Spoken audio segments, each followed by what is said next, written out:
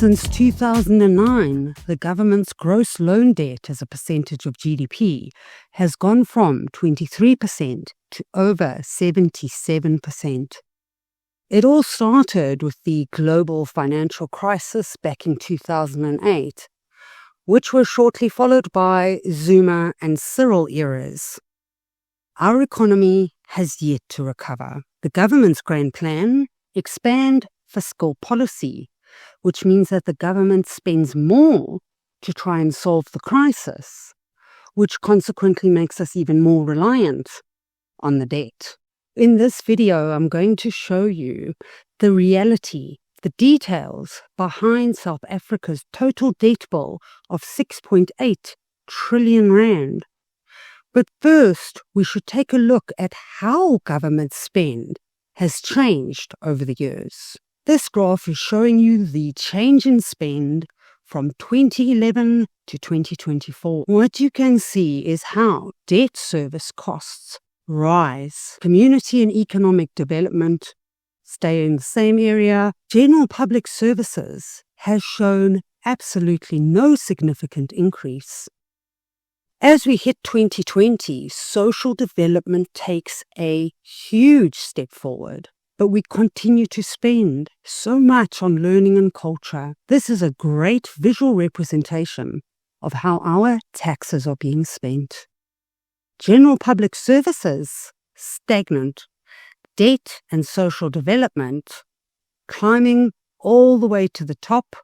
Learning and culture, I am not seeing any progress made on that front. Where is our value add? This graphical representation shows the expenditure per economic classification. Glaringly obvious is that over a 5-year period, from 2021 to 2025, government employee compensation increased by over 22%, from 662 billion to 850 billion, a smidgen away from 1 trillion rand. And bear with me, perhaps it's a rudimentary observation from somebody who does not understand economics. But these sorts of increases over 5 years should have produced something tangible. But where is it? In my humble opinion, this spend with barely a working pipe to show for it is proof of the negative impact of BEE. How cadre deployment consumes funds yet produces nothing. The Eskom mop is just one example of how this works. How does government justify paying so much more for a mop, but they still only receive a mop? We could have had 10 mops for the same price, but we chose to pay 10 mops price for one mop. And at the end of the day, it's still just a mop. All of this when our total debt sits at an incomprehensible amount. Truly staggering. 7 trillion rand. 7 times the soon-to-be government compensation bill. This is not about lack of funding. This is about the sheer misuse of the funding. This graph is expenditure by sub-function for 2025. Debt service costs is the one you see right at the top. Really, that is way ahead of every other function. Basic education is next, 13 billion. Social protection, 12 billion. And here's where it gets worse.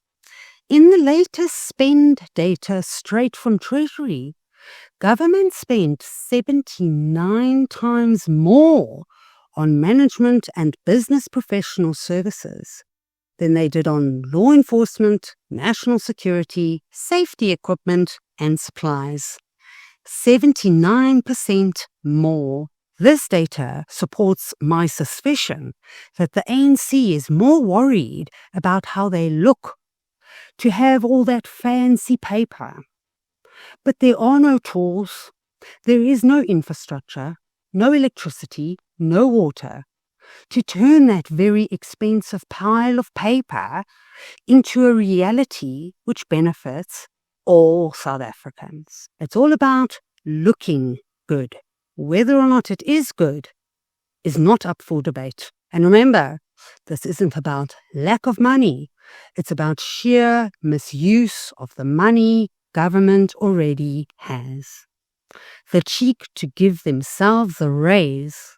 That raise is definitely not based on performance metrics, which, private institutions utilize to get value add from the money they spend.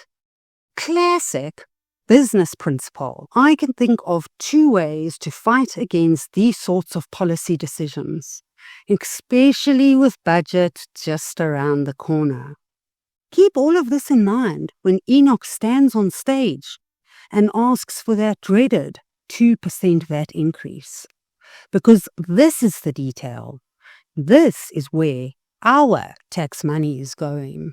My first suggestion is to sign every single petition that comes across your social media feeds. All of them. If the petition is going to hold the government accountable for reducing spend, sign it. Close your eyes. Don't look at who's managing the petition. Just sign it. You can hate the DA all you want, but a signature on a petition is still a signature. And the outcome of these petitions is what we should be focusing on. The outcome being remove ANC from government, hold the corrupt accountable, reduce government spend. The petition is a way to get there. My second way to deal with all of this is to vote. Register to vote. Educate others about the importance of voting. Share this video so that others can see the visual representation of waste, greed, incompetence, mismanagement, and corruption. The list could go on, but at some point this video must come to an end. If this sort of behavior is acceptable, then what isn't? At what point does the ANC, the government, the GNU, the people, all of us, at what point do we draw the line and say, enough is enough? If you guys have other ideas on how we as citizens can fight back, on how we can draw the line, I would love to hear from you, and you need to drop those ideas right into the comments. I want to hear your ideas. Local elections is around the corner. Budgets is even closer. Finally, give this video a like if you found it valuable. Make sure to share this and let's start the process of educating others. That process will not happen overnight. We can begin now. A South African unified New Year's resolution is that we will all play a role in educating others. Guys, remember, make the choice to be the most amazing human being that you can be. Welcome 2026. Let's get this circus started. Over and out, guys.